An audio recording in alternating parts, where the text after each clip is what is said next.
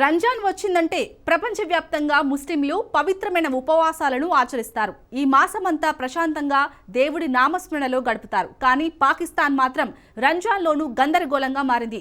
ఆ దేశాన్ని ఒకవైపు ఉగ్రవాదులు, మరోవైపు తాలిబన్లు కంటి మీద కునుకు లేకుండా చేస్తున్నారు. దేశంలో ఉగ్రవాదులు విరుచుకుపడుతుంటే మరోవైపు ఆఫ్ఘనిస్తాన్, పాకిస్తాన్ మధ్య ఉన్న తోర్కం సరిహద్దుల్లో తాలిబన్లు రెచ్చిపోతున్నారు. తాజా ఉగ్ర తాలిబాన్ దాడుల్లో డజన్ల కొద్దీ అమాయక పౌరులు ప్రాణాలు కోల్పోయారు. పాకిస్తాన్ ప్రభుత్వం, ఆర్మీ మాత్రం చేష్టలుడిగి చూస్తుండిపోతున్నాయి. ఇన్నాళ్ళు ఉగ్రవాదానికి అడ్డాగా ఉన్న పాకిస్తాన్ ఇప్పుడు అదే ఉగ్రవాదానికి బలవుతుంది. అసలు పాక్లో దాడులు చేసింది ఎవరు? పొరుగు దేశంలో ఏం జరుగుతోంది? వాచిస్. పాకిస్తాన్ను వణికిస్తున్న ఉగ్రవాదులెవరు? తోర్కం సరిహద్దుల్లో ఏం జరుగుతోంది? ఉగ్రదేశం పాకిస్తాన్ పనైపోయినట్లేనా? ఇస్లాం మతాన్ని అనుసరించే ముస్లింలు జరుపుకునే ప్రధాన పండుగల్లో రంజాన్కు అత్యంత ప్రాధాన్యముంది. ఈ పండుగను రమదాన్ అని, ఈద్ ఉల్ ఫిత్రా అని కూడా పిలుస్తారు. ముస్లింల పవిత్ర గ్రంథం ఖురాన్ ఈ నెలలోనే ఆవిర్భవించిందని చెప్పుకుంటారు. అందుకే రంజాన్ను అత్యంత పవిత్రమైనదిగా భావిస్తారు. ఈ నెలలో ఉపవాసాలు చేపడితే చనిపోయిన తర్వాత నేరుగా స్వర్గానికే చేరుతారని ముస్లింల నమ్మకం. కానీ పాకిస్తాన్లో మాత్రం రంజాన్ సందర్భంగా రోజా ముగించకుండానే చనిపోకముందే వారిని ఉగ్రవాదులు స్వర్గానికి పంపుతున్నారు. పాకిస్తాన్లో 2 రోజులుగా ఉగ్రవాదులు వరుస దాడులకు దిగుతున్నారు. ఖైబర్ పఖ్తూన్ఖ్వా ప్రావిన్స్లోని బన్ను నగరంలోని ఆర్మీ స్థావరంపై 16 మంది ఉగ్రవాదులు దాడి చేశారు. మొదట పేలుడు పదార్థాలున్న 2 లాడెన్ వాహనాలతో ఆర్మీ కంటోన్మెంట్ గోడలను ఉగ్రవాదులు ఢీకొట్టారు. ఈ పేలుళ్లతో సమీపంలోని భవనాలు ధ్వంసమయ్యాయి. ఈ దాడిలో ఫలితంగా 13 మంది అమాయకులు మరణించారు. 32 మంది తీవ్ర గాయాల పాలయ్యారు. గాయపడిన వారిలో మహిళలు, చిన్నారులు ఎక్కువగా ఉన్నారు. ఈ దాడిలో కంటోన్మెంట్ గోడ ధ్వంసమైంది. అయితే ఈ ప్రాంతానికి సమీపంలోని మసీదులోనే ఉపవాసం విరమించేందుకు వందల మంది హాజరయ్యారు.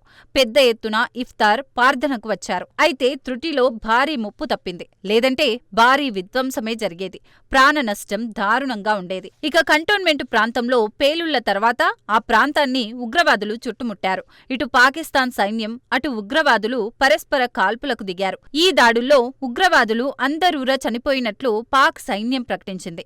కానీ దాడిలో 5గురు సైనికులు మృతి చెందినట్టు ఉగ్రవాదులు చెబుతున్నారు. ఈ దాడికి తెహ్రీక్ తాలిబాన్ పాకిస్తాన్ టీటీపీకి అనుబంధమున్న ఓ గ్రూపు బాధ్యత వహించింది. బన్ను నగరంలో జరిగిన ఉగ్ర దాడితో పాకిస్తాన్ ఉలిక్కిపడింది. ఈ దాడికి ముందు రోజు బలూచిస్తాన్ ప్రావిన్స్లోనూ ఆత్మాహుతి బాంబు దాడి జరిగింది. ఈ ఘటన కలత్ నగరానికి సమీపంలోని జాతీయ రహదారిపై జరిగింది. ఆర్మీ భద్రతా కాన్వాయ్ను ఉగ్రవాదులు టార్గెట్ చేశారు. ఓ మహిళ ఆత్మాహుతి బాంబుతో తనను తాను పేల్చుకుంది. ఈ దాడిలో ఒక సైనికుడు మృతి చెందగా 4 సైనికులు గాయపడ్డారు. ఈ దాడికి బలూచిస్తాన్ లిబరేషన్ ఆర్మీకి చెందిన గ్రూపు బాధ్యత వహించింది. బిఎల్ఏను పాకిస్తాన్ ఉగ్రవాద సంస్థగా పేర్కొంటోంది. ఇస్లామాబాద్ గణాంకాల ప్రకారం ఒక్క ఫిబ్రవరిలోనే పాకిస్తాన్లో మొత్తం 79 ఉగ్రదాడులు జరిగాయి. అయితే ఈ దాడులు ఆగే సూచనలు ఏమాత్రం కనిపించడం లేదు. పవిత్ర రంజాన్ మాసమైనా ఉగ్రవాదులు మాత్రం పాకిస్తాన్కు కంటి మీద కునుకు లేకుండా చేస్తున్నారు. ఎక్కడ, ఎప్పుడు, ఎలాంటి దాడికి ఉగ్రవాదులు దిగుతారోనని సామాన్యులు ప్రాణాలను అరచేతిలో పెట్టుకుని బిక్కుబిక్కుమంటూ గడుపుతున్నారు. పెరుగుతున్న ఉగ్రవాదుల దాడుల కారణంగా పాకిస్తాన్లో ప్రశాంతత కురవడుతోంది. దాయాది దేశంలో ఉగ్ర భయాలు తీవ్రమవుతున్నాయి. తీవ్రవాదులు ఒకవైపు పెద్ద ఎత్తున దాడులు చేస్తుంటే మరోవైపు పొరుగున ఉన్న తాలిబన్లు పాకిస్తాన్కు వణుకు పుట్టిస్తున్నారు. ఆఫ్ఘనిస్తాన్, పాకిస్తాన్ మధ్య ఉన్న అతిపెద్ద సరిహద్దు క్రాసింగ్ మూతపడింది. దీన్నే తోర్కం బార్డర్ అంటారు. ఫిబ్రవరి 21 నుంచి ఈ బార్డర్ వద్ద రాకపోకలు ఆగిపోయాయి. ఆఫ్ఘనిస్తాన్, పాకిస్తాన్ మధ్య ప్రధాన వాణిజ్య మార్గం ఈ తోర్కం బార్డర్. ఈ సరిహద్దును మూసేయడంతో కోట్ల డాలర్ల విలువైన సరుకుల లారీలు ఇరువైపులా నిలిచిపోయాయి. తోర్కం బార్డర్ వద్ద సుమారు 5,000 వరకు ట్రక్కులు చిక్కుకుపోయినట్లు నివేదికలు చెబుతున్నాయి. ఇక తోర్కంలో జరిగిన తాజా దాడుల్లో ఆఫ్ఘాన్ తాలిబాన్ సభ్యుడు ఒకరు మృతి చెందాడు.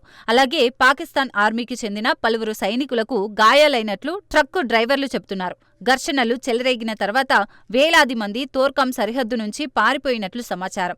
కానీ కొందరు డ్రైవర్లు మాత్రం ట్రక్కులను వదిలి వెళ్లలేదు.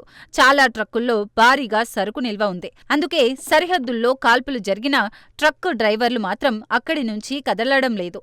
కానీ కాల్పులు మాత్రం భీకరంగా సాగినట్టు సరిహద్దుల్లో ఉన్న ట్రక్కు డ్రైవర్లు వెల్లడించారు. కాల్పు శబ్దాలు తమను భయపెడుతున్నట్లు డ్రైవర్లు చెబుతున్నారు. రంజాన్ సమయంలో ఆఫ్ఘనిస్తాన్, పాకిస్తాన్ మధ్య వాణిజ్యం సాధారణంగా భారీగా పెరుగుతోంది. ముఖ్యంగా ఇందులో ఆహార దిగుమతులు ఎక్కువగా ఉంటాయి.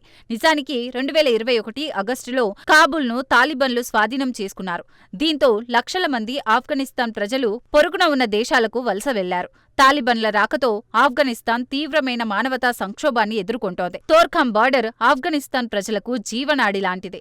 అలాంటి సరిహద్దును మూసివేయడంతో ఆఫ్ఘన్ పౌరులు తీవ్ర ఆందోళన వ్యక్తం చేస్తున్నారు. తోర్ఖాం బార్డర్ క్రాసింగ్ మూసివేయడంతో $1,50,00,000 నష్టం వాటిల్లిందని అక్కడి వ్యాపారవేత్తలు చెబుతున్నారు. బార్డర్ మూసివేయడంతో ఆఫ్ఘాన్ వ్యాపారులు రోజుకు $5,00,000 నష్టపోతున్నట్లు వివరిస్తున్నారు.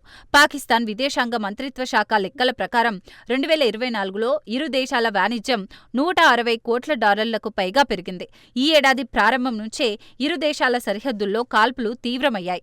ఇక ఫిబ్రవరి 21న తోర్ఖాం బార్డర్ క్రాసింగ్ ను మూసివేసిన పాకిస్తాన్ ఆ తర్వాత నైరుతిలోని చమన్ బార్డర్ క్రాసింగ్ ను కూడా మూసేసింది. ఆఫ్ఘనిస్తాన్ నుంచి ఉగ్రదాడులను ఎదుర్కొంటున్నట్లు పాకిస్తాన్ ఆరోపిస్తోంది. తాలిబన్ల అనుబంధ గ్రూపే టీటీపీ అంటూ విమర్శలు గుప్పిస్తోంది. తాలిబన్లు తలుచుకుంటే టీటీపీ ఉగ్రవాదులను అడ్డుకోవచ్చని ఇస్లామాబాద్ చెబుతోంది. ఇస్లామాబాద్ ఆరోపణలను కాబుల్ ఖండిస్తోంది. కానీ టీటీపీకి తమకు ఎలాంటి సంబంధం లేదని ఆఫ్ఘన్ తాలిబన్లు తేల్చి చెబుతున్నారు. తమ భూభాగంలో ఉగ్రవాదులెవరూ లేరని ఆఫ్ఘన్ పాలకులు వెల్లడిస్తున్నారు.